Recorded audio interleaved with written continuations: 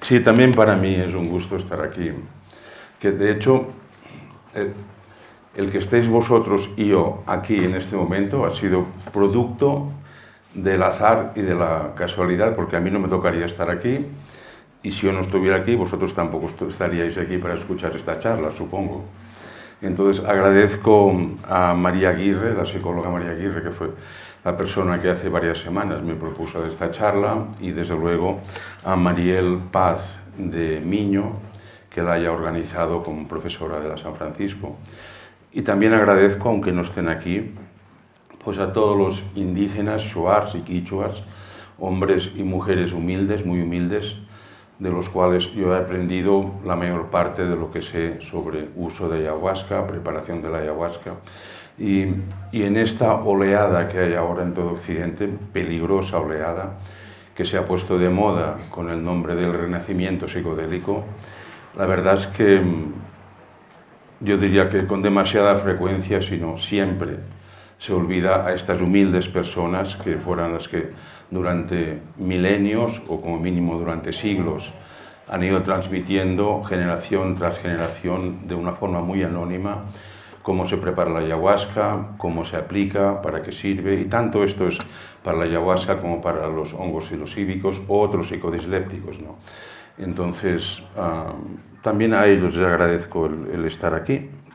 Y luego en esta sala Epicuro, ¿no? Cuando me dijeron que íbamos a hacerlo, la charla en la sala Epicuro, supongo que muchos de vosotros que tenéis aspecto universitario sabéis quién fue Epicuro, o sea, un filósofo griego, el creador del epicureísmo, ¿no? que era una rama del pensamiento muy seria, cuyo objetivo era alcanzar la felicidad. Y Epicuro estaba muy centrado en, digamos, disolver los miedos que genera la muerte en las personas, el pensamiento de la muerte, ¿no? Y filosofó mucho sobre el hecho de que cuando morimos ya no estamos aquí, por tanto no hay que temer la muerte porque no estaremos aquí. Y lo que ahora nos da miedo es perder lo que estamos aquí, lo que tenemos ahora aquí.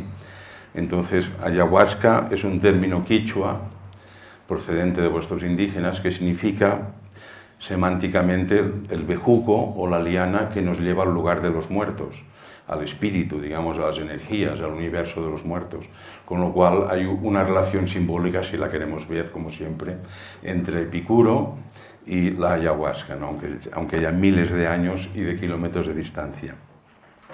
Bien, pues antes de entrar en aspectos específicos del uso de la ayahuasca en psicoterapia,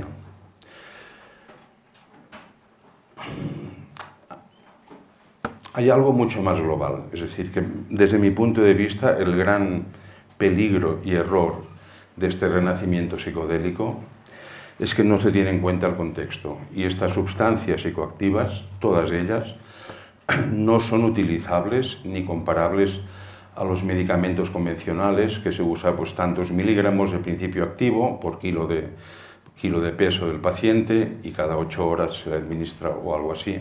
O sea, no tiene nada que ver, ¿no? Y se están tratando de encajar en este patrón reduccionista que les quita completamente el efecto terapéutico que pudieran tener estas sustancias, ¿no? Entonces, ¿cómo diría? O sea, lo que necesitamos hoy día, y hablando ya dentro de un contexto psicoterapéutico, ya que este es el tema que nos reúne, ¿no? Lo que necesitamos hoy día no son personas que cumplan puntualmente con las exigencias del mundo Google. O sea, denomino de hace tiempo, y lo uso en mis escritos, el mundo Google como genérico a este mundo que aquí en Latinoamérica todavía no ha acabado de invadir todos los espacios, pero que en Europa, Japón y Estados Unidos sí.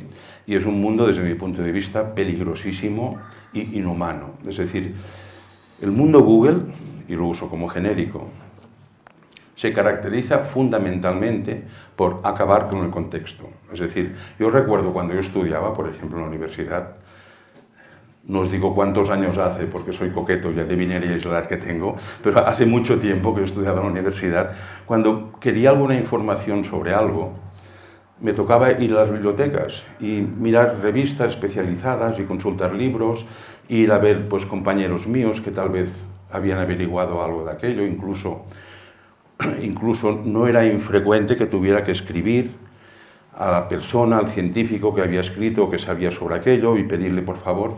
Entonces, todo este camino de averiguación de la información que quería o del dato iba creando un contexto.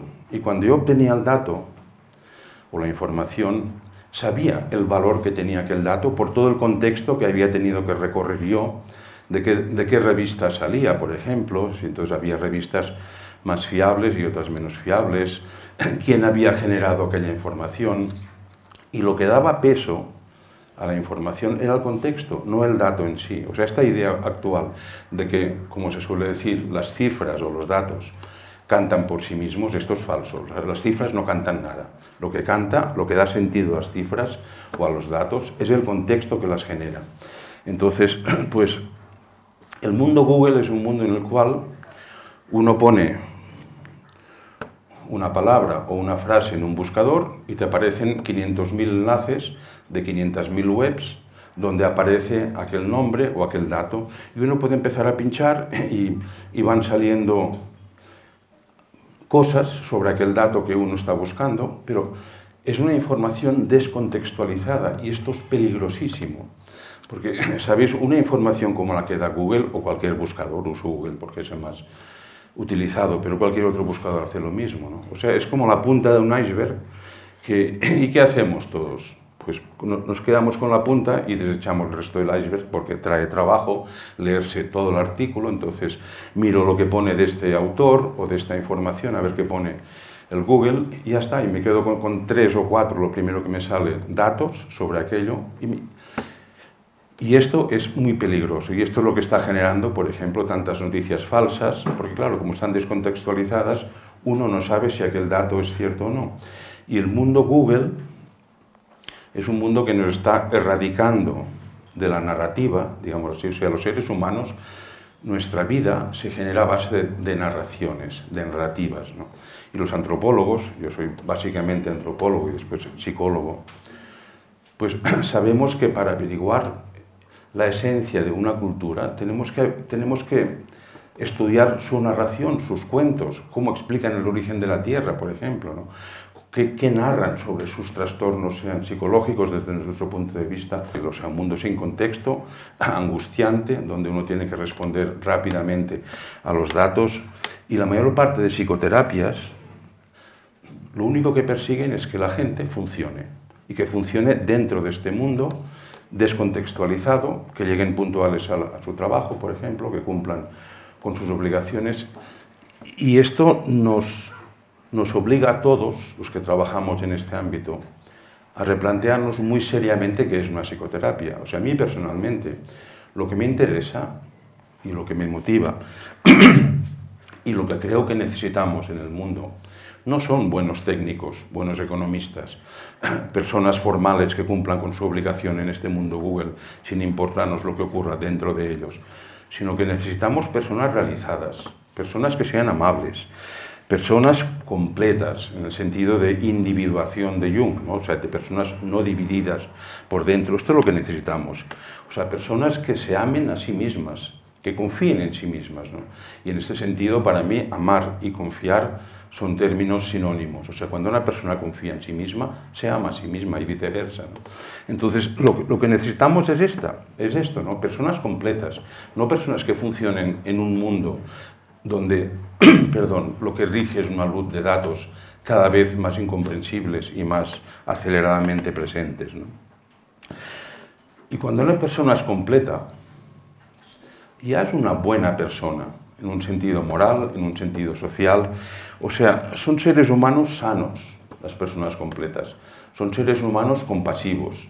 Son seres humanos que aportan algo constructivo a su sociedad, a su familia, a su propia vida individual. Son personas que reforman y hacen avanzar la sociedad hacia bien. Entonces lo otro es completamente secundario, que lleguen puntuales a su trabajo y que sepan responder a las exigencias descontextualizadas del mundo Google. Entonces, para mí un buen psicoterapeuta, y buen es un adjetivo aquí que sería cuestionable, ¿no?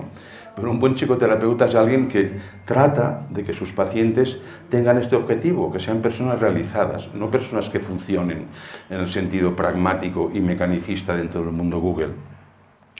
Entonces, en este sentido, una psicoterapia, cualquier psicoterapia, ¿no?, debería o debe ser entendida como una metanoia, ya que estamos en el templo de Epicuro, de Grecia. Metanoia es un término griego hermoso, ¿no?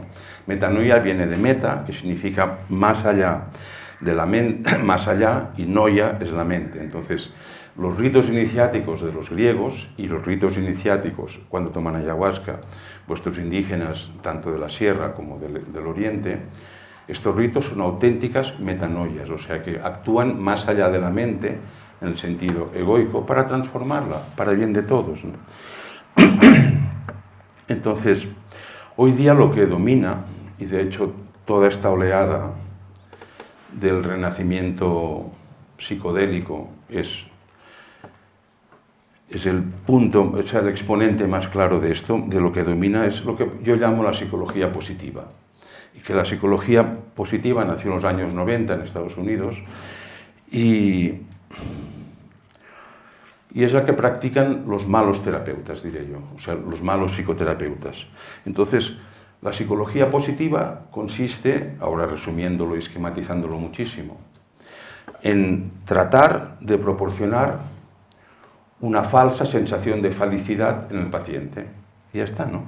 O sea, una sensación de felicidad que de hecho está íntimamente ligada a un oasis de bienestar permanente que es dependiente de la farmacología, o sea, dependiente de sustancias y de medicamentos, ¿no?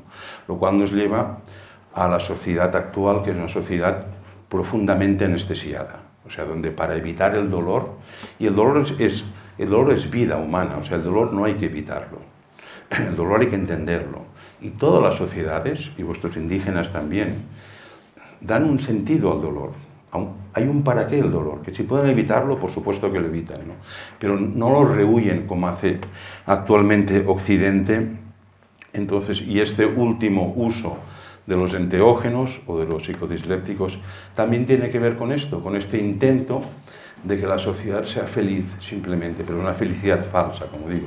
Es una felicidad dependiente de la química. Y lo que está pasando, por ejemplo, en Estados Unidos, que hay 100.000 muertes anuales por dependencia de opiáceos, o sea, no solo lo han promocionado las industrias farmacéuticas como la Johnson, por ejemplo, la Johnson, que son los que venden los opiáceos sintéticos, ¿no?, como el tramadol, sino que es la propia sociedad. O sea, el tramadol era un analgésico potentísimo, o sea, es un opiáceo sintético que hasta hace poco estaba reservadísimo a las personas que tenían dolencias profundas y duraderas, ¿no? Personas con tumores, por ejemplo, irreparables, ya se les ofrecía tramadol.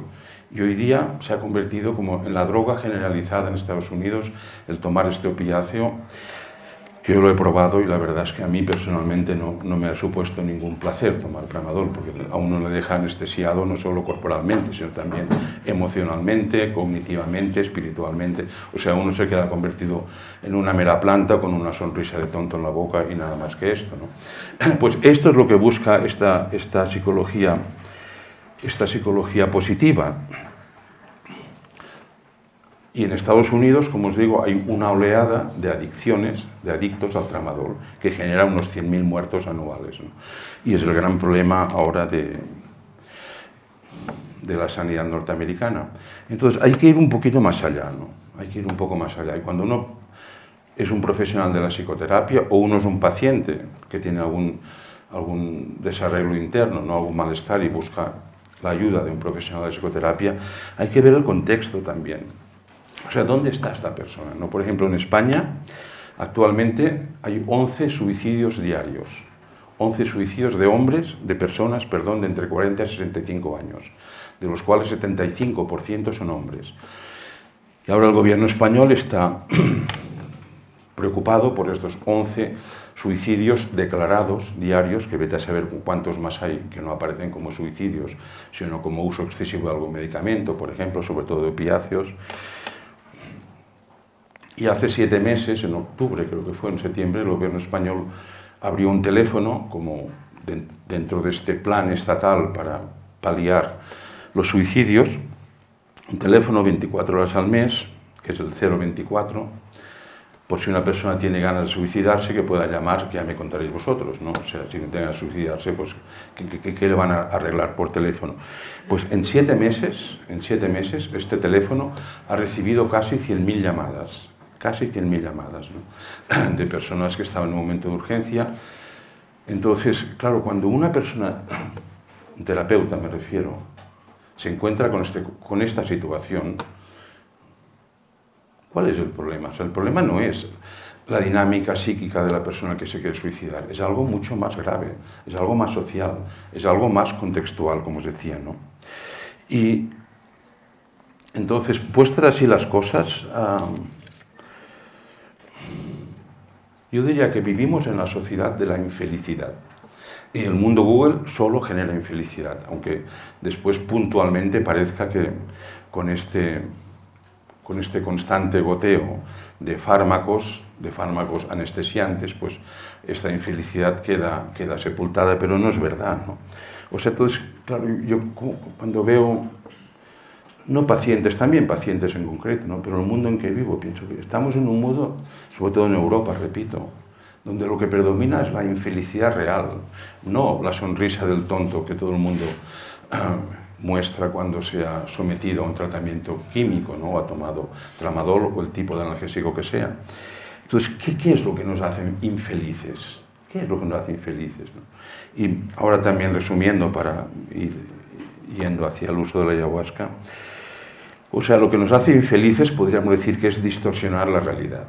Esto es lo que nos hace infelices. O sea, querer ser siempre jóvenes, guapos, ricos. O sea, y esto solo genera infelicidad. No sé aquí en Ecuador, pero es un pequeño experimento que he hecho en España, ¿no? De preguntar a muchachos de entre 10 y 15 años, la famosa pregunta, ¿qué quieres ser cuando seas mayor? La inmensa mayoría, ¿sabéis qué responden? Ricos. O sea, no responden quiero ser arquitecto o quiero ser enfermero porque me gusta ayudar a los demás, no. Quiero tener dinero, o sea, quiero ser rico, ya está. Pero claro, esto no es un camino de desarrollo personal ni profesional. Esto es un camino, es un callejón sin salida hacia la infelicidad, simplemente, ¿no? Entonces, lo que nos mantiene infelices, como os digo, es esta mentira constante, ¿no? Esta huida de la realidad. Y de hecho son muchos, empezando por Epicuro, hace 2500 años, los filósofos que han reflexionado sobre el dolor humano, ¿no? ¿Qué sentido tiene el dolor humano? Porque es una de las grandes preguntas que nos planteamos los seres humanos. O sea, ¿de dónde venimos antes de nacer? ¿Qué pasa? ¿Dónde vamos? Cuando expiramos por última vez, ¿qué sentido tiene el dolor? Y un buen psicoterapeuta ha de habérselo planteado. O sea, ¿qué sentido tiene el dolor? ¿Por qué? Por ejemplo, una adicción, cualquier adicción, ¿no? Y no me refiero solo a sustancias catalogadas adictivas. O sea, una adicción, por definición, no es más que un comportamiento compulsivo, que tiene como objeto una sustancia, pero puede ser una sustancia, el celular, el sexo, trabajar 14 horas al día. O sea, es un comportamiento compulsivo. Y si uno rasca un poquito, y ahora esquematizándolo, dices, bueno, un comportamiento compulsivo, por definición, es un comportamiento repetitivo que realiza una persona, que le hace daño, que la destruye incluso, que ella lo sabe, pero no puede evitar realizar este comportamiento, esta conducta compulsiva. Y puede ser cualquier cosa, no solo a sustancias. Por ejemplo, el narcisismo que hay ahora para mí es una muestra de comportamiento compulsivo. Está solo interesado en mi salud física, en tomar los complementos dietéticos, en ponerme no sé qué para el cabello, que me esté quedando calvo. Y a veces me dicen, oye, hay esto que evita la caída del cabello. Y a la edad que tengo ya toca que me caiga el cabello. Y si tuviera más, mejor, pero es que no voy a gastar 1 hora al día haciéndome fricciones y poniendo... No, o sea, la realidad es la que hay. Entonces, toda esta obsesión por los veganos, los no sé qué, para mí son comportamientos compulsivos solo que aceptados, ¿no? Y lo que tapa un comportamiento compulsivo, cualquiera que sea la expresión de la compulsión, lo que tapa un comportamiento compulsivo es digamos así, algo doloroso en la psique de la persona, en su alma, no solo en la psique en el sentido más psicológico o convencional, que le duele mucho y la persona no puede soportarlo. Y tapa este dolor esencial con el comportamiento compulsivo, que le duele, pero le duele menos que la cosa que trata de tapar, de cubrir, de disimular con esta compulsión. Y hasta donde sé, por mi experiencia profesional, el dolor básico de la mayor parte de personas que he podido tratar, que han sido generosas, ¿no? Y han aceptado que las tratara, lo que hay debajo de este comportamiento compulsivo, lo que les duele tanto, es llevar una vida sin sentido. O sea, no saber para qué viven, no saber para qué tienen que levantarse cada día y esforzarse a trabajar 8 o 10 horas, aguantar pagar los impuestos al Estado, aguantar esta presión del mundo Google que cada vez es más asfixiante. Entonces, esto es lo que no pueden soportar, no saber para qué están vivos.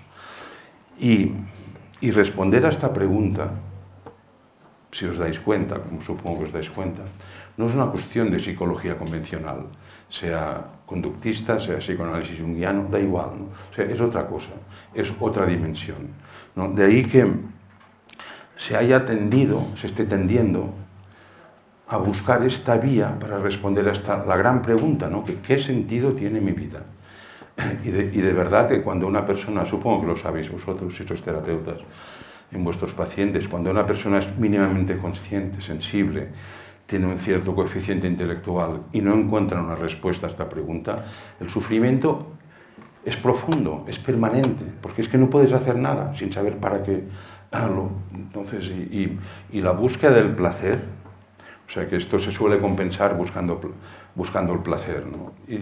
Y la búsqueda del placer es la felicidad de los idiotas, o sea, porque el placer no da felicidad. Y es algo que con frecuencia lo digo en conferencias en mis pacientes, les digo, mira, no trates de buscar la felicidad, porque esto no se busca. O sea, la felicidad, y ahora repito, esquematizándolo mucho, podría estar 1 hora o 2 hablando solo de este punto. O sea, la felicidad es un regalo que nos da el Creador, creas o no en él, pero es un regalo que nos da el destino, que nos da Dios, que nos da Alá, si eres musulmán. O sea, es un regalo que nos da la fuente de vida cuando ocupamos nuestro lugar en el mundo. Y cuando uno ocupa su lugar en el mundo, se siente feliz y se siente pleno. Y esta actividad interna tan desgastante de la duda desaparece de pronto cuando uno ocupa su lugar en el mundo. Y el lugar de cada uno en el mundo a veces es agradable y a veces es desagradable. A veces es placentero y a veces es doloroso. Pero cuando uno ocupa su lugar se siente firme y sabe qué sentido tiene su existencia. Y de pronto se acaba esta angustia. Y os digo, y uno va aceptando el dolor y va aceptando la felicidad y sabe pues, que cuando una pareja se acaba, por ejemplo, pues va a venir probablemente, ¿no? Pues un tiempo de duelo, de dolor emocional, pero lo acepta porque aquello no tenía ninguna vida en la relación anterior. Entonces, pues la acabamos con lo doloroso que sea por todo lo que hemos vivido juntos, pero este dolor tiene un sentido y no hay que taparlo con analgésicos o con cocaína o con psilocibina o con alcohol, sino uno acepta este dolor porque tiene sentido y sabe que pues sufrir este duelo, por ejemplo, con conciencia, pues me hace más fuerte, he aprendido cosas de mí, de mi conducta emocional, de mi vida íntima de pareja para no volver a repetirlo si tengo otra vez una pareja, y el dolor da vida, o sea, es el límite de la vida. Entonces, el gran problema que yo veo, y sobre el cual ahora ya me voy a centrar, es que el uso de psicodislépticos, empiezo de nuevo, que usar los psicodislépticos como fármacos para mantener a la gente más anestesiada es un error garrafal y además no sirve para esto.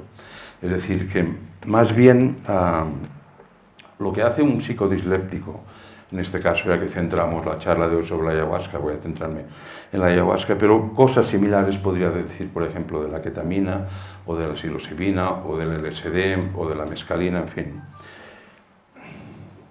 O sea, lo que hacen los psicodislépticos es, como decía Huxley, abrir las puertas de la percepción. Abrir las puertas de la percepción. Y esto es una expresión que hasta que uno no la ha experimentado alguna vez en su vida, no tiene mucho sentido. Abrir las puertas de la percepción. Pero es que resulta que la vida de cada uno de nosotros está condicionada por la percepción tanto exógena como endógena, ¿no? Por lo que percibo de mí, y la percepción tiene que ver con las relaciones. O sea, la vida de un ser humano es una red de relaciones, y créeme que tu vida no es nada más que esto.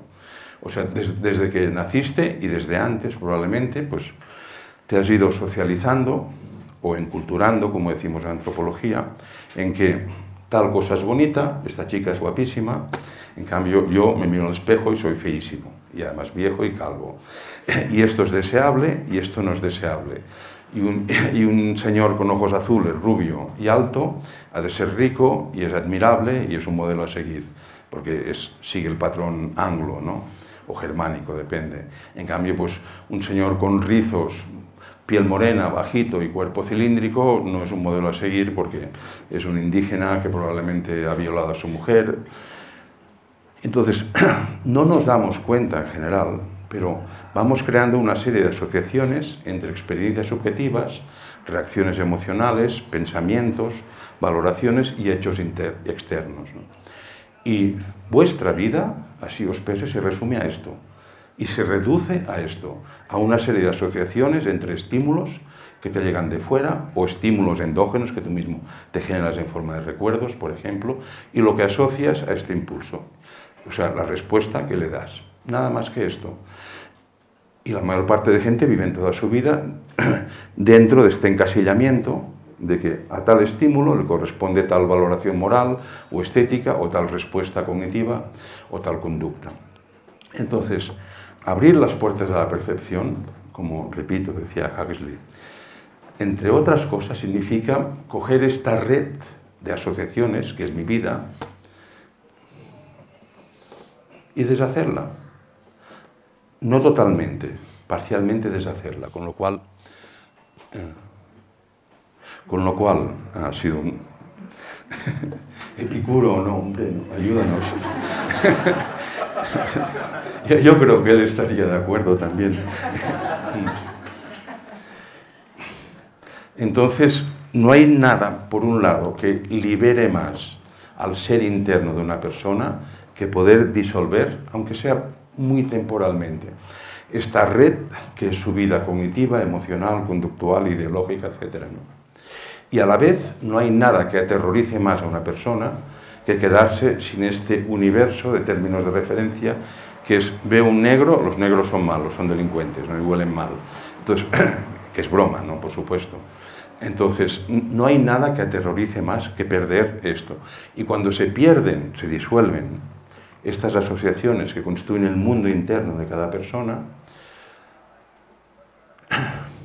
y esto, repito, lo que una sesión correctamente llevada con enteógenos es lo que busca, no se puede dejar la persona así, porque generalmente lo que supone es terror. De pronto he perdido el suelo debajo de mis pies, ¿no?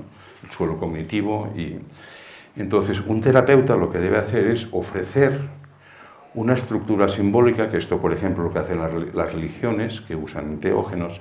Hay una religión muy interesante, un sincretismo religioso brasileño, que se llama el Santo Daime, que tiene ahora, justo estos días están celebrando el 40 aniversario de fundar Mapiá, que es como la sede central en la Amazonía brasileña, de este sincretismo religioso, el Santo Daime. Ellos a la ayahuasca la llaman daime, o sea, porque es san dame, daime es dame, ¿no? Y toman ayahuasca o santo daime en su terminología, pues para pedir a Dios esta energía, ¿no? De limpieza, de salud, de unión, etc. Pero tienen un sistema cosmológico, en este caso teísta, pues que sustituye las asociaciones convencionales o convencionalmente adquiridas, ¿no? Entonces, la ayahuasca hace esto, abre las puertas de la percepción.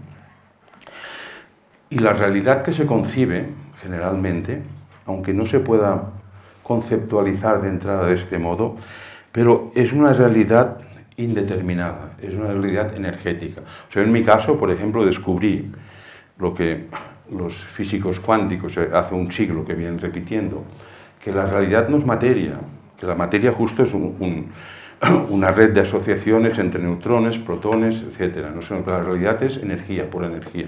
Yo en mi caso personal, ¿no? Pues descubrí que era esto, literalmente. Un día bajo el efecto de la ayahuasca, que tomé una ayahuasca muy potente, mientras yo estuve 9 años viviendo en vuestra Amazonía, aprendiendo de chamanes shuars y achuaras el uso de la ayahuasca y de otros psicodislépticos, ¿no? Entonces, pues me di cuenta que efectivamente la realidad es energía y la energía es indeterminada, es alocal, como dice la física cuántica, ¿no? Entonces, para entender el efecto de la ayahuasca y más para usarla en psicoterapia, para otros, digamos, una buena analogía, aunque no es exactamente literal o completa, es el mundo cuántico. O sea, el mundo cuántico, no solo la física, también la biología cuántica, la mecánica cuántica, o sea, el mundo cuántico en general, ¿no? Que es muy difícil para la concepción o la cosmovisión convencional de la gente, es muy difícil entender qué propone la física cuántica o las ciencias cuánticas, repito, ¿no? O sea, ¿qué es esto de la alocalización? Que las cosas no están en un lugar y pueden estar en todos los lugares a la vez, ¿no? ¿Qué significa la sincronicidad? Que las cosas suceden fuera del tiempo, pero a la vez marcan el tiempo. ¿Qué significa, yo qué sé, la cuantización de las propiedades de la materia? ¿Qué significa el efecto túnel? Que uno puede ir hacia adelante y hacia atrás en el tiempo. O sea, esto puede sonar a película de ciencia ficción, pero es que es realidad, o sea, es una forma de concebir la realidad. Ya os digo, y Heisenberg y compañía, hace un siglo o un poco más de un siglo, que lo formularon a nivel teórico, y hoy día empieza a llegar a la mayor parte de la población culta algo que rompe sus esquemas mecanicistas de efecto, causa, efecto, causa, efecto. Entonces, la mayor parte de psicoterapia actual sigue funcionando así, causa, efecto, ¿no? A ti te pasó esto de pequeño, tu madre no resolvió la dependencia edípica porque eres un niño, o tu padre no, entonces... Pero no es así, o sea, resulta que la realidad no es así. Y los psicodislépticos, al abrir las puertas de la percepción, tanto a nivel endógeno como a nivel exógeno, ¿no? Permiten que la persona vea su realidad desde una perspectiva completamente distinta. Por ejemplo, venía hacia aquí y una de las personas que me han invitado me decía en el coche, es que tengo pánico a tomar porque me voy a encontrar con mis traumas, con mis problemas de infancia, o sea, con mis heridas. Y yo le he dicho, no, te las vas a encontrar, probablemente. Tampoco somos máquinas como causa-efecto, no va así. No va así el proceso, ¿no? Pero es que uno se encuentra con sus carencias o con sus bloqueos energéticos desde una perspectiva completamente distinta a la habitual. Entonces, por ejemplo, cuando se tiene cierta práctica, yo lo aprendí de los Achuara, o sea, una de las zonas operacionales que activa la ayahuasca, o sea, la DMT y el IMAO que contienen, que se ha observado en investigación de laboratorio, es la zona operacional que se conoce como cingulado anterior, o sea que es donde parece que almacenamos la memoria antigua de nuestra propia biografía. Y es algo que he aprendido de los achuaras, como se usa de vuestras indígenas, ¿no? Y le estoy infinitamente agradecido por todo lo que aprendí de ellos, que uno puede ir a su pasado. Claro, y uno lo dice así, mira, tomas ayahuasca y puedes ir a tu pasado.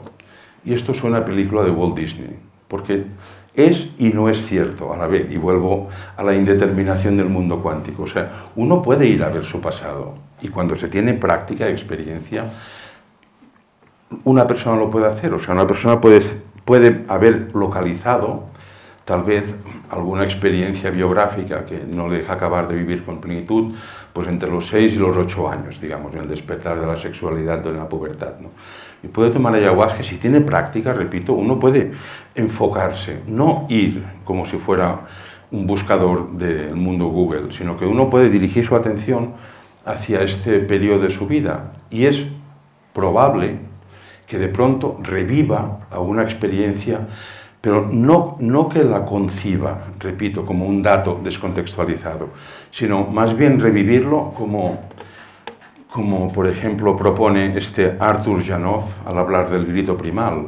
O sea que es también otra rama de la psicoterapia que si no lo tenéis por mano os sugiero mucho que leáis la obra de Janov. O sea, es uno de los psicólogos más desprestigiados hoy día dentro de la academia, ni se le menciona en la mayor parte de carreras universitarias de psicología en Europa, pero es una persona que aportó algo muy grandioso a la psicología, muy puntual, ¿no? Pero él se dio cuenta que en cierto momento de nuestra vida empieza a separarse lo que él llamó la personalidad simbólica y la personalidad natural.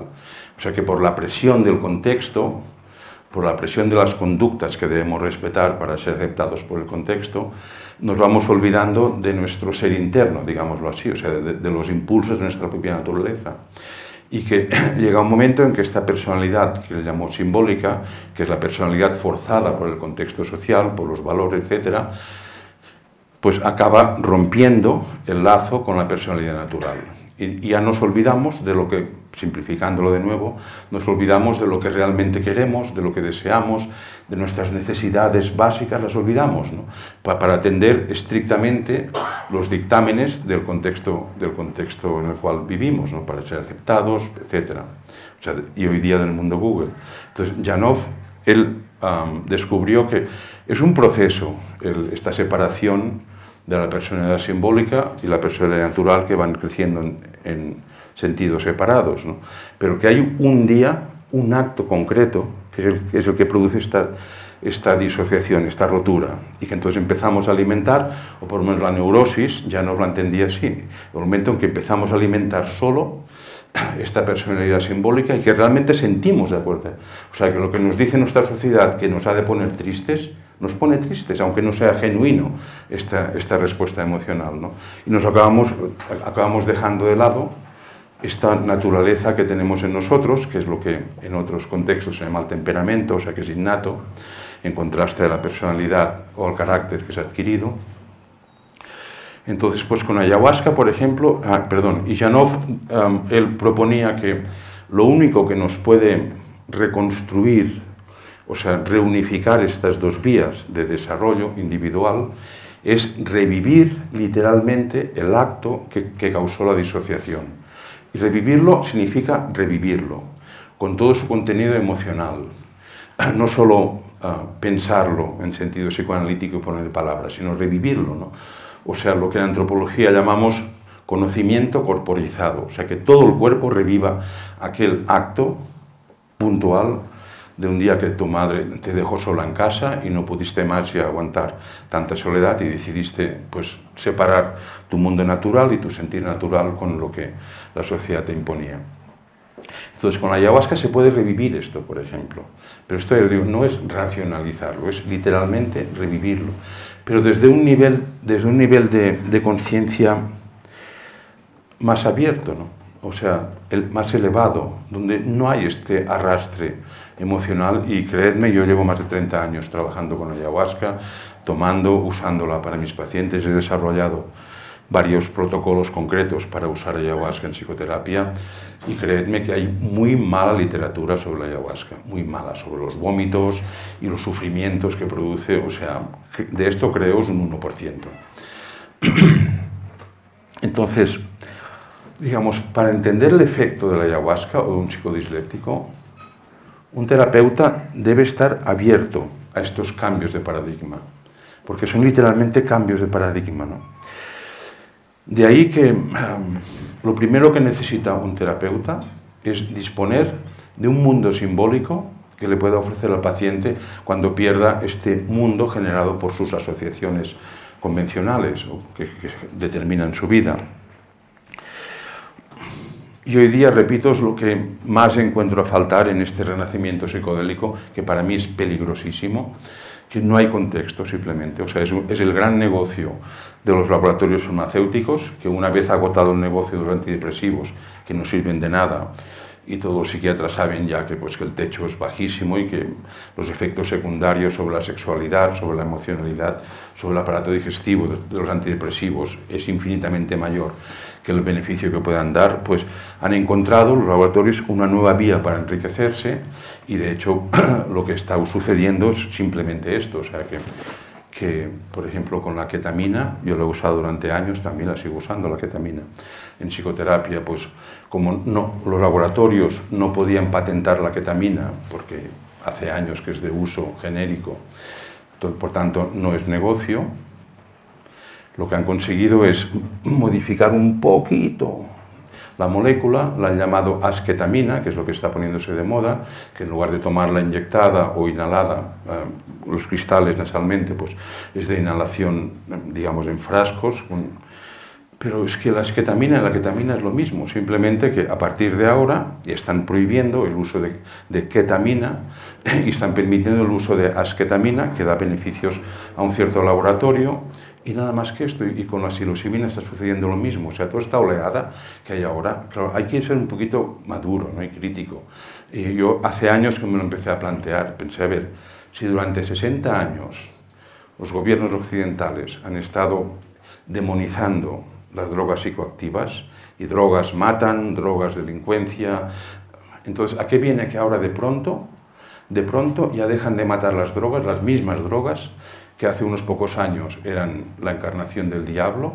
¿A qué viene? Y que ahora de pronto se conviertan en factores psicoterapéuticos, ¿no? O sea, ¿qué hay detrás de todo esto? Ya os digo, porque ya tengo cierta edad, se me retuerce el colmillo y veo las cosas, lo que hay detrás, ¿no? Y lo que hay detrás es simplemente otro gran negocio de las multinacionales farmacéuticas que, y con la psilocibina están haciendo lo mismo. Han cambiado un poquito la molécula y se está legalizando en Europa y en Estados Unidos el uso de psilocibina sintética producida por tal laboratorio. O sea, no, los hongos siguen estando prohibidos, el consumo de hongos en Europa, ¿no? Los hongos tal cual, los hongos que hay más de 100 variedades fúngicas que producen psilocibina, pero esto sigue estando prohibido. En cambio, la psilocibina que pueden usar los psiquiatras, se está abriendo paso para la legalización, pero no es cualquier psilocibina, es la que produce este laboratorio, que por otro lado es lo que está pagando estas investigaciones de muy dudosa metodología, y os lo digo, un conocimiento de causa. Entonces, digamos que para usar un psicodisléptico, y voy a regresar a la ayahuasca ya, un terapeuta debe ser una persona madura, para empezar, madura. Debe ser capaz de ver el mundo desde distintas ópticas, no solo desde la óptica mecanicista, que fue la que todos estudiaste en la universidad, de que tal estímulo o tal situación genera tal respuesta o tal trauma. No es así, o sea, a veces así y a veces no. Digamos, sí, probablemente que sí. Grandes genios como Mozart, por ejemplo, como Dostoyevsky, como Beethoven, hubieran pasado por un psiquiatra actual en su época, no les hubieran dejado, digamos, este proceso de autoorganización, y esto es un concepto muy importante cuando se usan psicodislépticos y en psicoterapia en general, o sea, la idea de autoorganización. La naturaleza se autoorganiza y nosotros, por muy Googles que seamos, pero somos naturaleza en el fondo. Entonces, pues yo más bien a mis pacientes les digo, mira, el sol está siempre aquí, el sol está arriba siempre, ¿no? Vamos a entender el sol como la realización plena, el goce pleno de la vida, la entrega en el acto sexual, gozar, ¿no? Gozar la vida, lo cual no significa ser siempre feliz y alegre.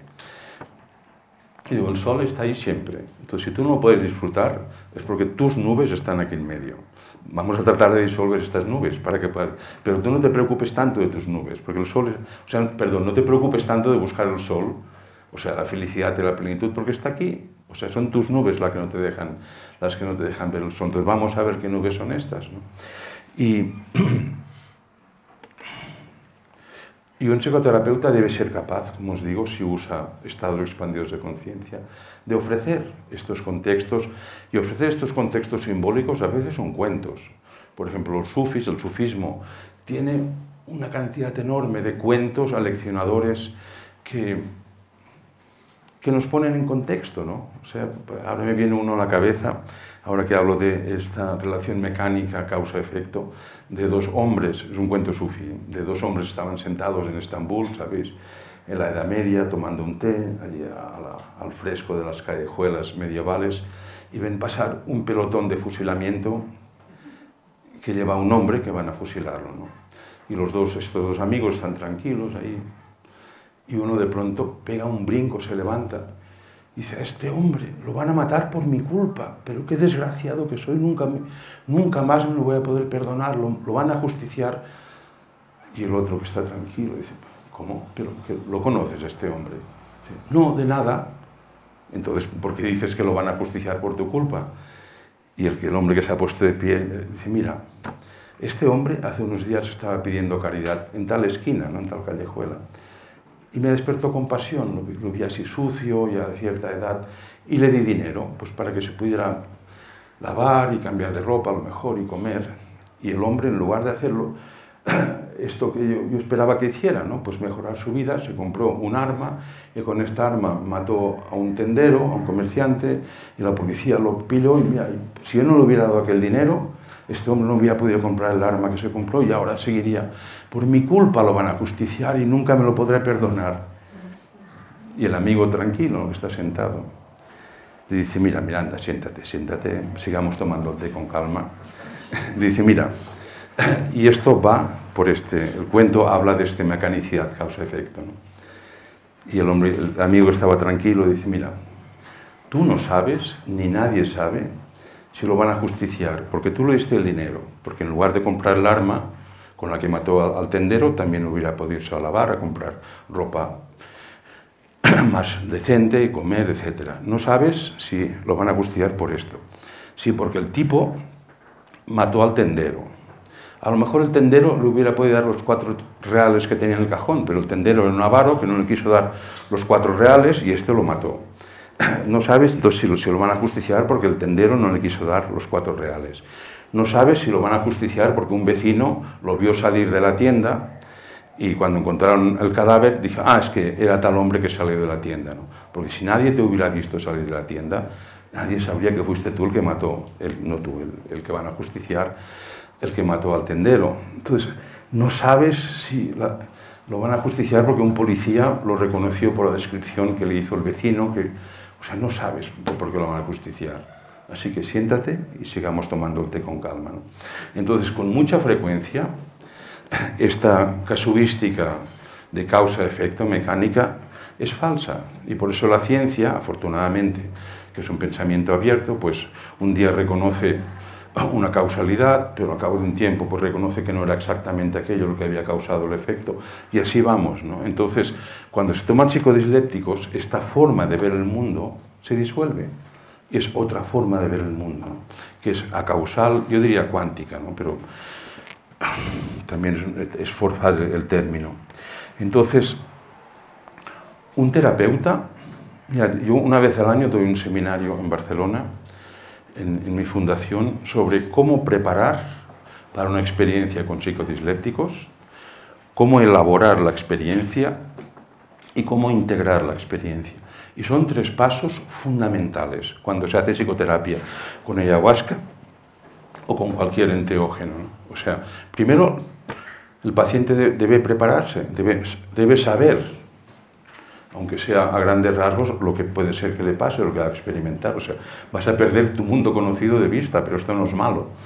Luego ha de haber una elaboración, y elaboración significa hacer pensable toda esta experiencia impensable, informulable que he vivido, y para elaborar hacen falta hacen falta técnicas, ¿no? O sea, por ejemplo, una técnica muy útil es dibujar, porque el dibujar libremente, ¿no? O sea, dibuja tu experiencia con ayahuasca, por ejemplo. En los dibujos proyectamos un montón de estratos psicológicos que en el lenguaje verbal no hay lugar para ello, ¿no? Pues esto es elaborar. Elaborar es hacer pensable algo que en principio surge, digamos así, de lo inefable o de lo inconsciente, si sois psicoanalistas. Lo mismo pasa con los sueños. O sea, muchas personas piensan que los sueños, tal como los recordamos, es como surgen del inconsciente, tanto si lo vemos en sentido lacaniano, como freudiano, como junguiano, da igual. Y no es verdad. O sea, en el inconsciente lo que hay es caos, digamos así. O sea, es desorden, son pulsiones solo. Y no nos damos cuenta, o a veces sí nos damos cuenta, pero si uno toma nota de sus sueños, en este proceso de recordar el sueño y darle una forma sintáctica para poderlo escribir, lo estamos elaborando, porque el sueño en sí no tiene estructura sintáctica. Entonces debemos forzar el sueño para hacerlo encajar en un lenguaje, ¿no? Esto es elaborar una experiencia. Y luego, en tercer lugar, ha de haber un proceso de integración, que es bien, y esta experiencia que ahora he entendido, después de elaborarla, ¿qué hago con ella? O sea, ¿cómo mejoro mi vida con esta experiencia? ¿Dónde la puedo ubicar? Dentro de mi conducta, de mi cosmovisión. Y si no hay estos tres pasos claramente ordenados, pensados, reflexionados, o sea, mejor que no hagáis de psicoterapeuta con psicodislécticos, porque podéis dejar a la persona simplemente con este espacio de lo inefable o del inconsciente abierto y sin saber qué hacer con todo lo que le ha surgido o lo que puede ir surgiendo con posteriores flashbacks, ¿no? Bien, voy a centrarme en la ayahuasca. O sea, todo esto era el prólogo. Sí, es que de verdad que aquí en Ecuador, cuando vengo, y hace más de 30 años que soy un visitante regular de Ecuador, incluso, y mirad, y el motivo de este encuentro de hoy, que antes os decía, es un encuentro que ha sido imprevisible. O sea, yo no estaba aquí, no he venido para dar una conferencia en la universidad, en este viaje. Y ha sido una serie de coincidencias que yo empecé a abrir un centro cerca de Tena, en la selva, en el Aguano, y bueno, no empecé, construí un centro que puede albergar hasta 45 personas bien alojadas para ofrecer terapias con ayahuasca para personas con todo tipo, en principio, o sea, no esquizoides, que la esquizofrenia es otra familia, digamos, de trastornos, no epilepsias tampoco, que es otra familia de trastornos, pero con trastornos neuróticos, digamos, en términos muy generales, pues para ofrecer esto, ¿no?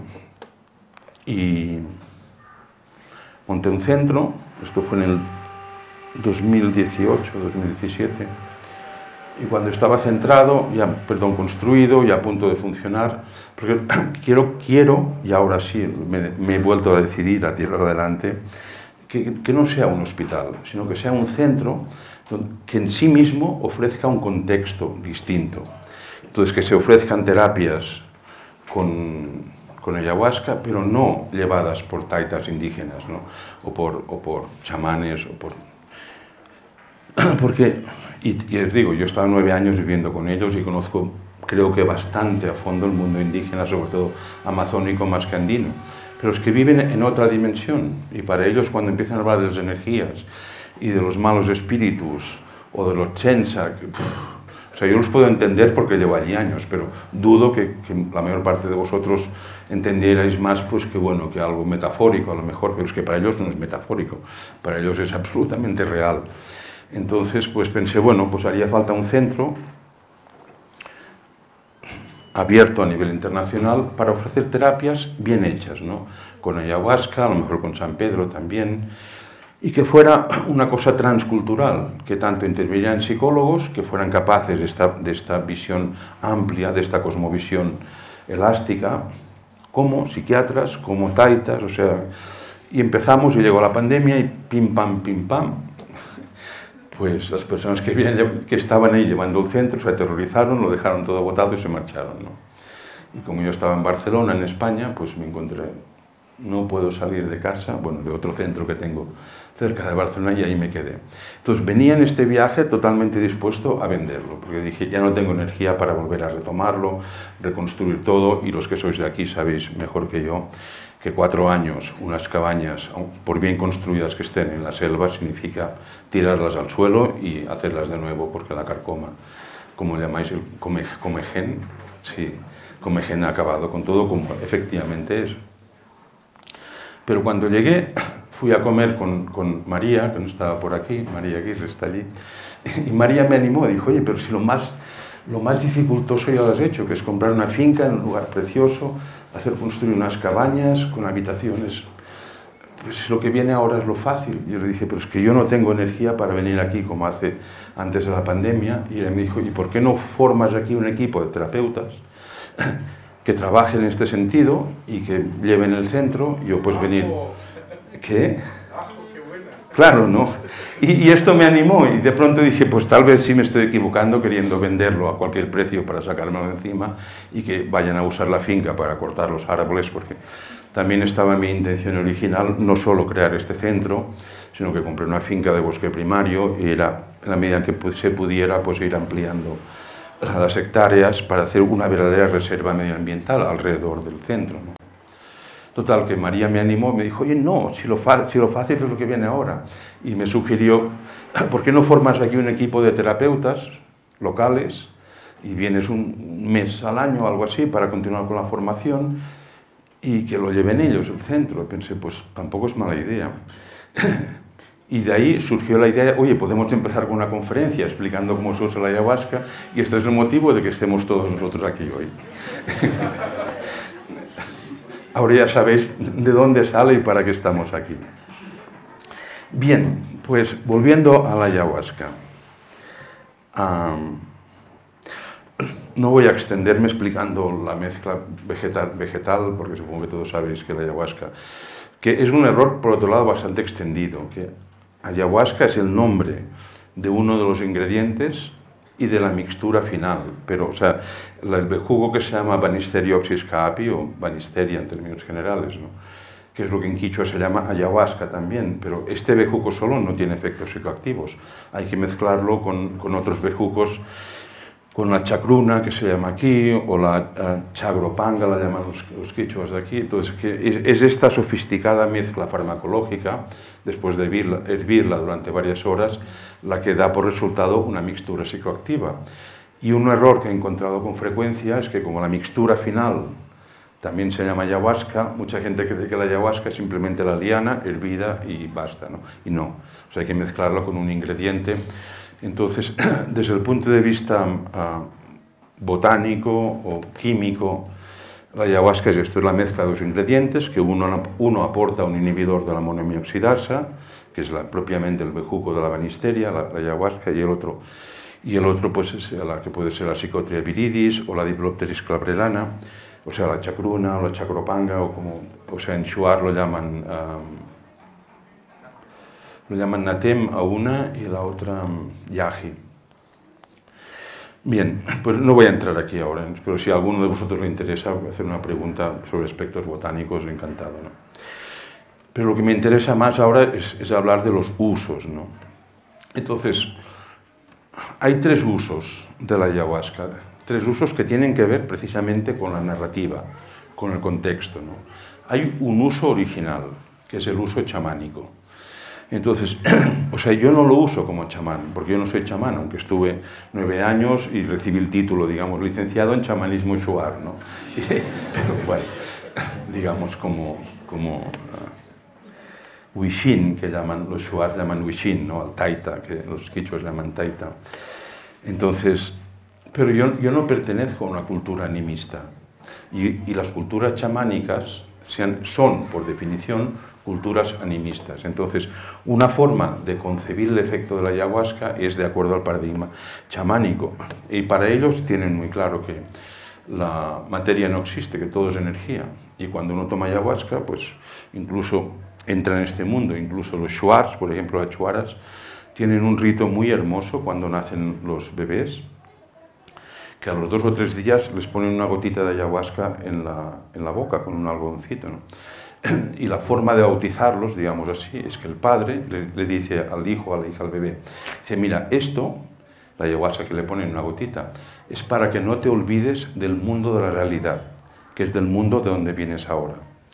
Y cada vez que tomes ayahuasca vas a regresar a este mundo de la verdadera realidad. Es hermoso, ¿no? O sea, le están diciendo, el mundo que ves, en términos, diríamos, nuestros, no occidentales, es un mundo fenoménico, es un mundo de fantasía. Entonces no te olvides, porque tú vienes, acabas de nacer, vienes del mundo real, o sea, del mundo de lo inefable, del mundo, diríamos, en cuántica, no colapsado todavía. Entonces, si no te olvides, ¿no?, que esta es la realidad.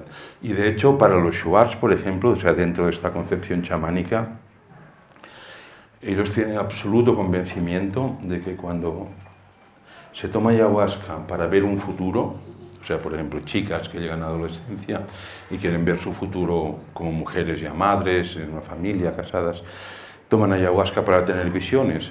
Pero para ellos, las visiones que tienen bajo el efecto de la ayahuasca, mesekranam, que llaman en Shuar, no son como visiones de algo que está prefigurado, sea por los astros, como diría un astrólogo, sea por Dios, diría pues un cristiano creacionista. O sea, no, ellos dicen, no, el mundo, la vida es una página en blanco, ¿no? Es indeterminada. Pero cuando yo llegue a mayor, podría decir un adolescente, voy a vivir lo que he visto porque lo he visto. O sea, construyen su mundo futuro a partir de las visiones que tienen en el ahora y aquí bajo el efecto de la ayahuasca, ¿no? Por eso os digo que es una concepción, la chamánica, que está muy lejos de la concepción occidental.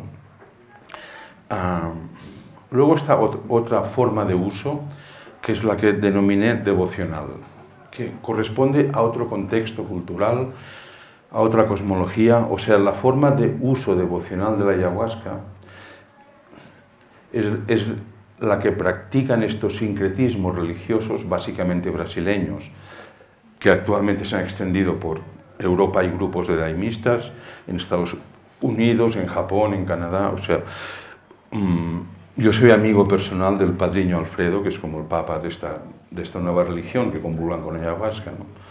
Y un día hablando, él me dijo que hay unos 40.000 afiliados a su religión. O sea, afiliados les llaman fardados, que son las personas que se han comprometido y pagan una cuota para mantener la religión, unos 40.000 en todo el mundo.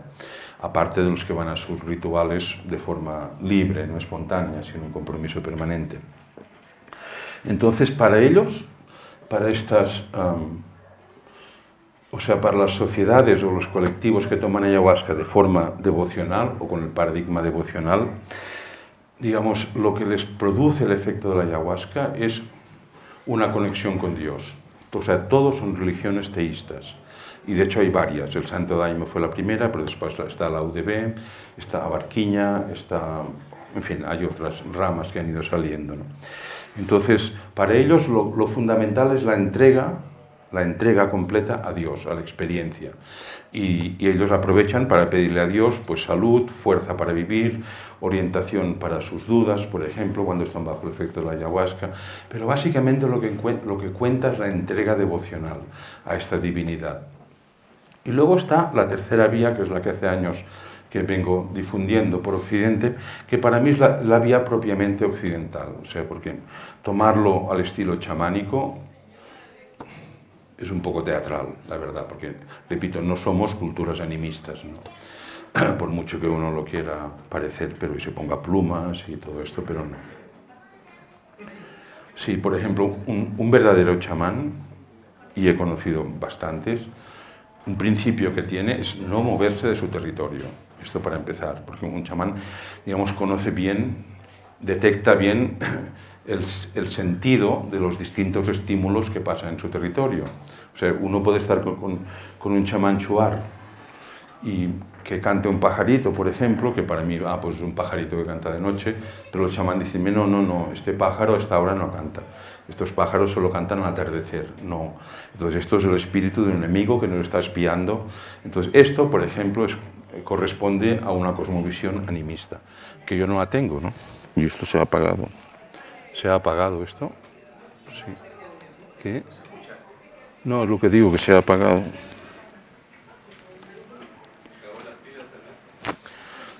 Tal vez. Bueno, pero ¿me oís bien? Sí, se ha acabado la pila, supongo. A ver ahora. Hola. Hola. No. Pero está enchufado. O se habrá desconectado. ¿No? A ver ahora. Hola.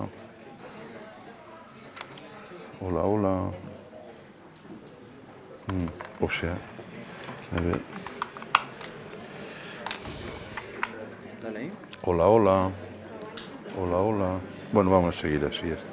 No, porque para la grabación. Sí, ¿me escucháis de ahí el fondo? Sí. Mira, si cerramos la puerta entrará menos ruido. No vamos a pelearnos con el mundo Google, por favor. Sí, oye, si cerráis la puerta... Oye, hola, en lugar de hablar por teléfono, cierra la puerta. ¿Veis? Esto es típico mundo Google, descontextualizado. Bueno, pero vamos a seguir, si queremos acabar. Sí. Bien, entonces, como quieras.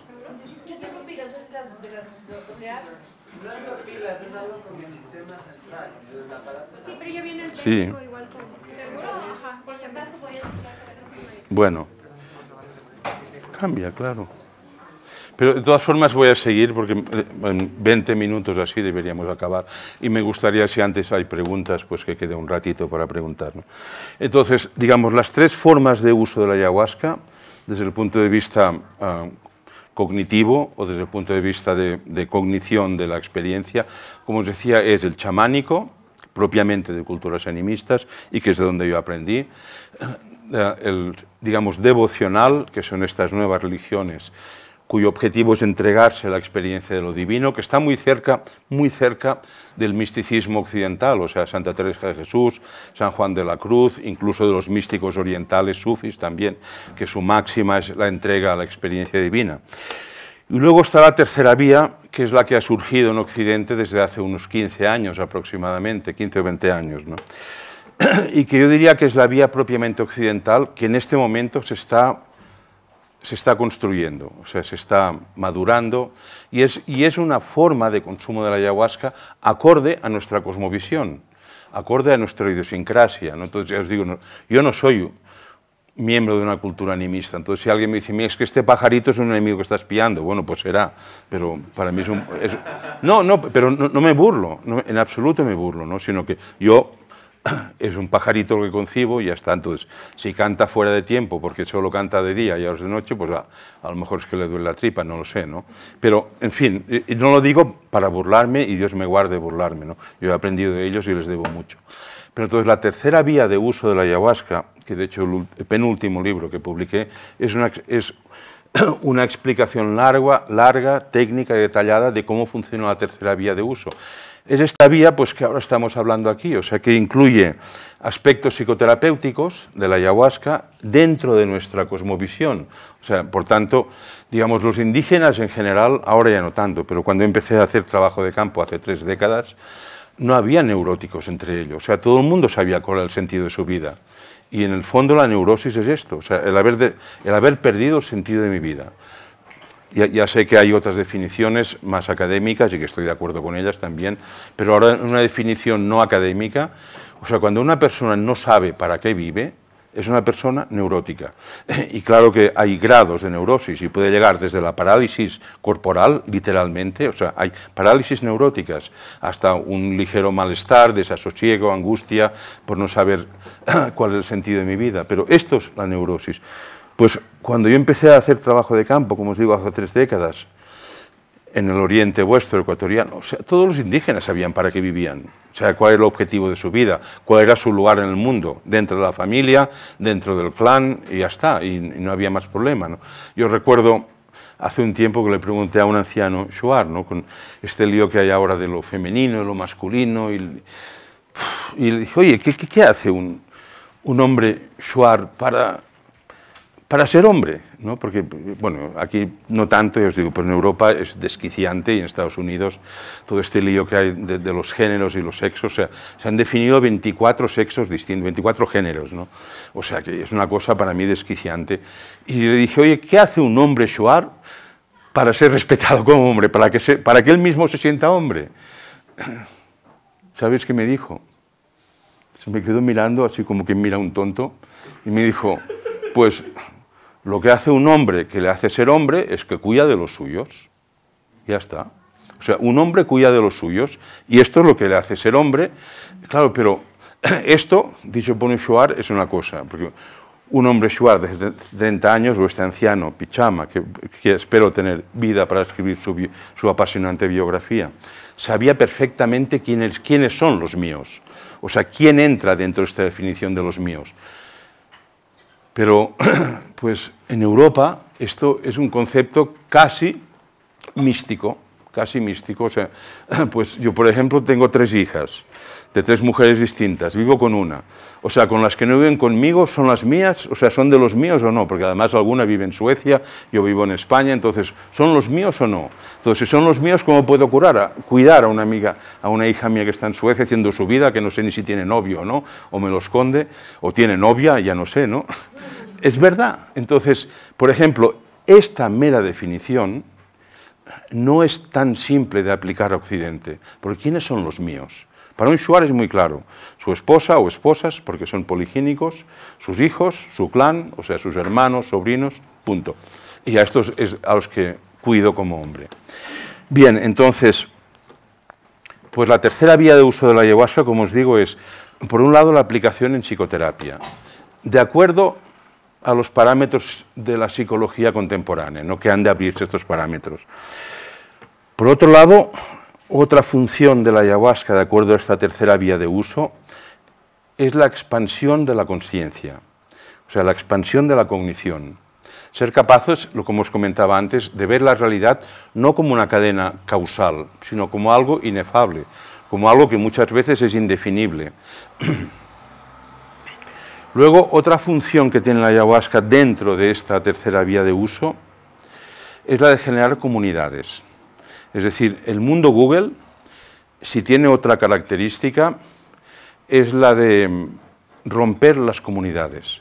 O sea, una comunidad en el sentido pleno, implica personas que han pasado por unas mismas experiencias espirituales, profundas, transformadoras, que las han entendido de la misma manera, y dentro de una comunidad no hace falta comunicación.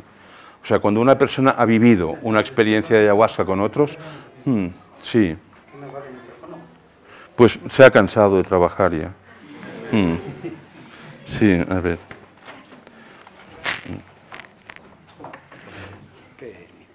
A ver si son las pilas, pero si no estábamos ya. Y por día de 15 minutos más. A ver. A ver si va.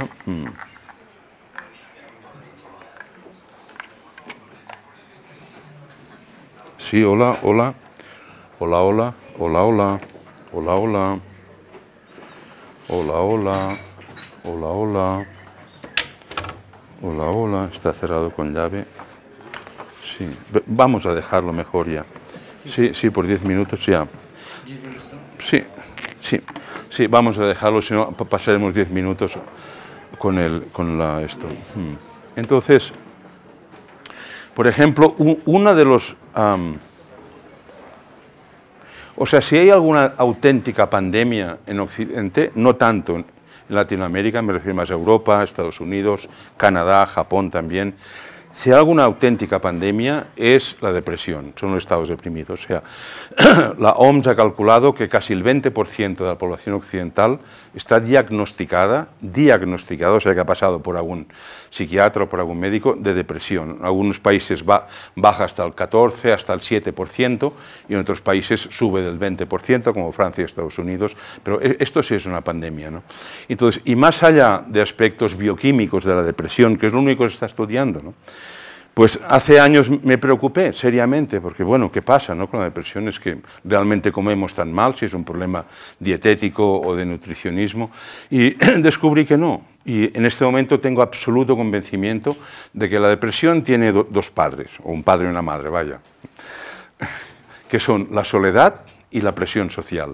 Entonces, aquí todavía no sufrís mucho presión social ni soledad, pero en Europa, como os digo, son los países, pero lo empezáis a sufrir ya también, ¿no? Pero en Europa, o sea, la soledad es tremenda. O sea, en Barcelona, la ciudad, digamos, cerca de la que vivo, porque tengo mi centro, hay el 47% de viviendas donde vive una sola persona. 47% de los apartamentos de toda Barcelona, ¿no? Vive una sola persona. Entonces, la soledad es tremenda. Y la presión social por tener el último celular que ha salido, por aparentar, también es irrespirable. Y todo esto el mundo Google lo favorece, ¿no? O sea, el mundo Google divide, no une. Entonces, digamos, el mundo Google, si tiene un enemigo, es la comunidad humana, precisamente, ¿no? Por eso el mundo Google se ha encargado muy bien de barrer lo último que quedaba, si es que quedaba algo, de ritos iniciáticos en Occidente, porque los ritos iniciáticos crean comunidades. O sea, cuando varias personas, por ejemplo, ¿no?, han acompañado a un moribundo y han vivido la muerte juntos de un familiar, esto los une, esto no los separa, ¿no? Es una experiencia profunda, inefable. Y cuando unas personas han tomado ayahuasca juntos en un trabajo bien llevado, o han acompañado a un moribundo, por ejemplo, al cual amaban, ¿no? No hace falta que se expliquen lo que ha pasado. Todos lo saben. Todos participan de esta misma experiencia, cada uno desde su individualidad, pero todos saben, ¿no? Y esto es lo que genera comunidades. Entonces, hoy día en Occidente hay mucha comunicación y no hay comunidad. O sea, mucho celular, mucho WhatsApp, mucho correo electrónico, pero no hay comunidad. Y los WhatsApps y los correos electrónicos y los mensajitos justo, digamos, quitan, borran, impiden que se forme comunidad, ¿sabes? Cuando uno tiene 5.000 likes, que el like es como el amén actual, ¿no? Aprietas amén, esto me gusta, ¿no? Sí, es como el amén de ahora.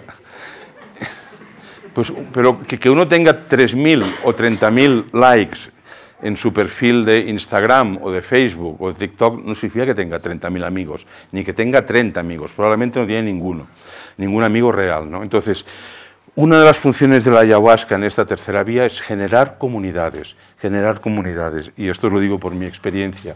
Por eso nunca uso ayahuasca, o casi nunca, esto nunca es muy drástico, ¿no? Casi nunca, o procuro nunca usar ayahuasca para tratar una sola persona, porque no hay cómo generar comunidad y se crea un campo electromagnético. O sea, mis últimas investigaciones que estoy ahora haciendo entre ellas es medir los campos electromagnéticos que se generan y cómo cambian cuando hay un grupo de mínimo 40 o 50 personas que toman juntas ayahuasca, y estoy midiendo con aparatos que ya tenemos suficientemente sensibles y para ver cómo el campo aumenta, digamos, se dispara hasta un 3000%, los microgauss, que es con lo que lo estoy midiendo, con la unidad, ¿no? Entonces, y por otro lado, pues, digamos, en esta tercera vía de uso de la ayahuasca lo que se busca es propulsar experiencias cumbre, como decía Abraham Maslow, o sea, experiencias extáticas, ¿no? O sea, experiencias de más allá, como os diría, de la realidad conceptual. O sea, con la ayahuasca se tiene un conocimiento de la realidad que está más allá del intelecto. Y esto es lo que un psicoterapeuta que usa ayahuasca debe saber. O sea, se abre la percepción a una realidad que está más allá del intelecto, pero que nunca va contra la razón, esta realidad. Nunca va contra la razón, tiene sus razones, ¿no? Bien, y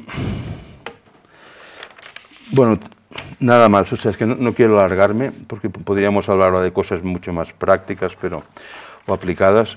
Prefiero, como queda un ratito, si queréis hacer alguna pregunta y os apetece, que tú habías levantado la mano antes. Sí, Gracias. Habías planteado que estas asociaciones, o estas redes de reacciones que vienen un estímulo externo y yo inmediatamente salto mi perjuicio y se arma mi reacciones preconcebidas, que una salida es el uso de alucinógenos. Y el planteamiento es desde la tradición de la filosofía. ¿Qué te parece la otra vía del uso de la filosofía para romper esa cadena de prejuicios, o esa doxolandia?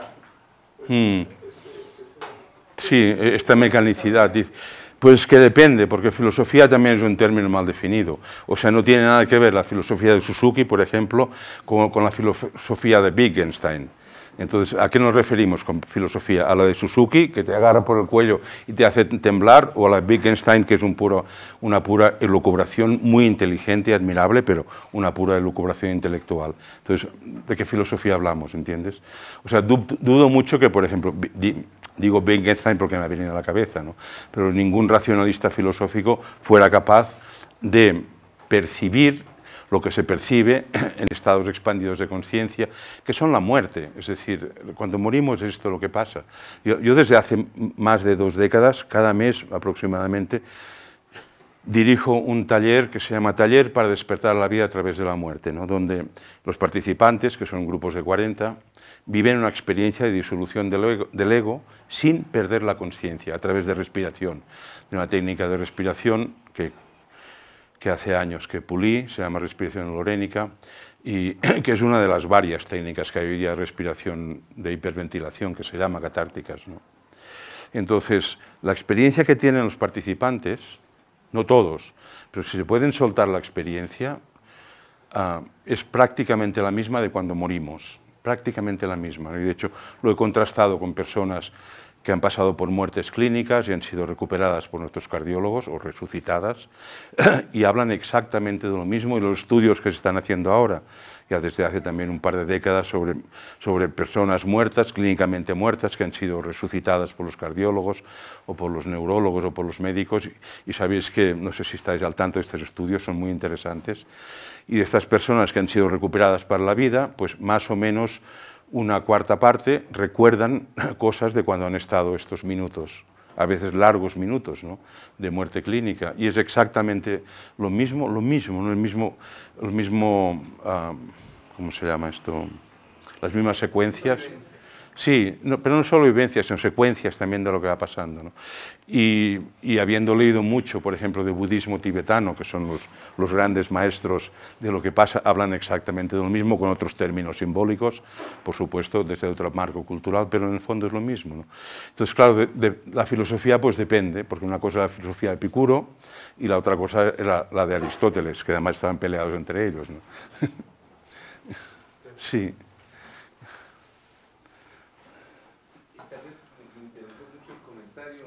Una filosofía en particular que me hizo pensar muchísimo su charla, muy buena, muchas gracias, es la postructuralista. Gilles Deleuze, Michel Foucault, toda esta idea de que la identidad del individuo a la final es una construcción arbitraria de una herencia histórica y contextual.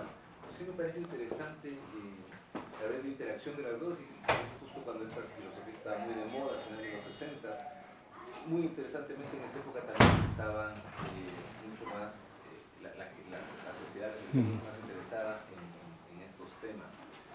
Tal vez la interacción pueda ser con esa filosofía en particular post-cultural. Sí, no sé.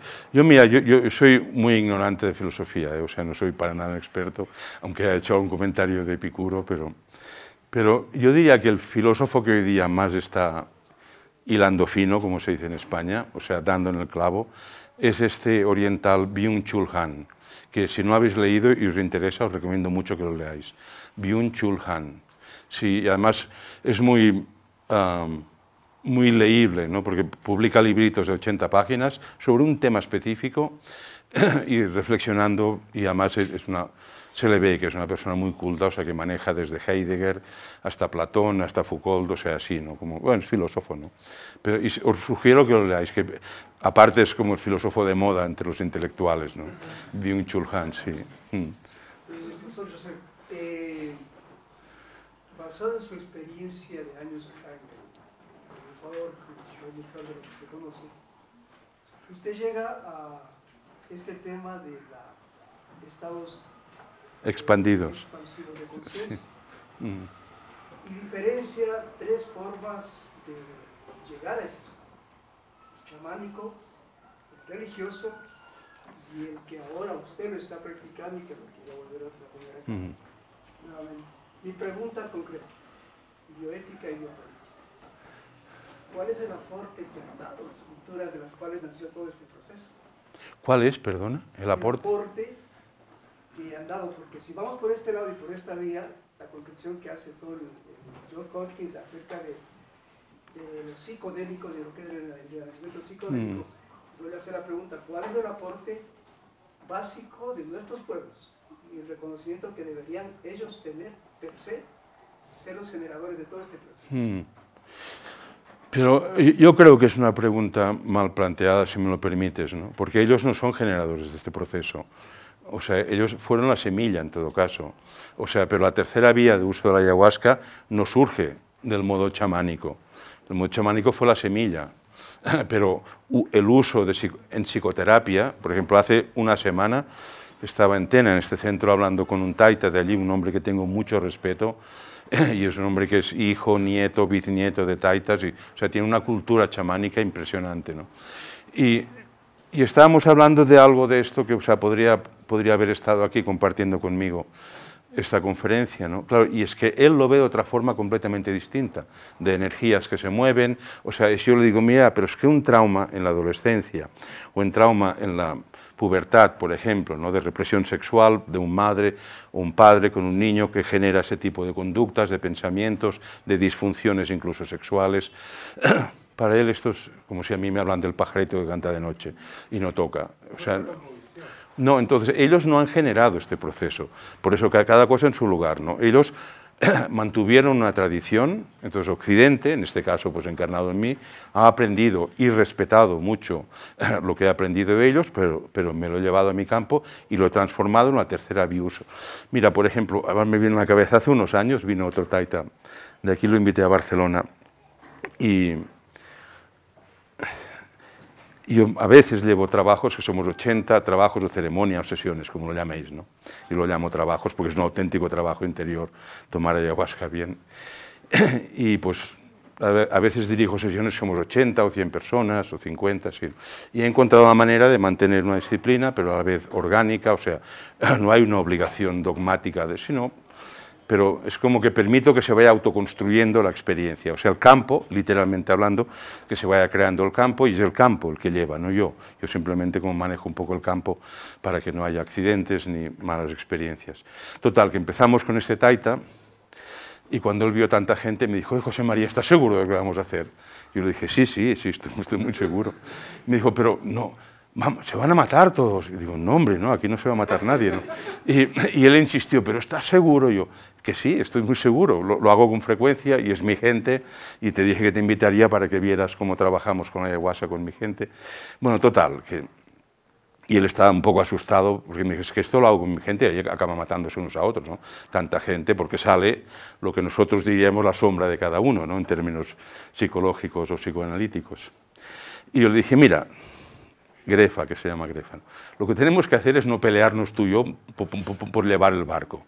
Entonces, si te parece, arranco yo la ceremonia, que yo sé cómo hacerlo y con qué ritmo y tal, y cuando esté, digamos así, ¿no?, el campo creado, en otros términos se lo dije, o sea, cuando esté la ceremonia en marcha, te paso el timón y guías tú el barco como quieras, cantas, bailas, pataleas, te desnudas, te vistes, silbas, haz lo que quieras. Pero sobre todo, si yo veo que la cosa se empieza a marchar de un cierto orden, te tocaré y no nos peleemos, me dejas que coja otra vez yo el timón y sigo llevando la sesión o la ceremonia, de acuerdo, ¿no? Hicimos la sesión, fue súper bonita, muy bien, y en cierto momento dije, ahora haz tú lo que quieras, y cantó pues los ícaros o los anens que cantan aquí y tal. Y cuando acabamos, ¿sabes qué me dijo? Me dijo, José María, cuando vengas otra vez a mi tierra, o sea, aquí, por favor, avísame con tiempo que yo quiero que me enseñes a llevar sesiones de ayahuasca como esta sin que la gente se pelee, y con 50 personas.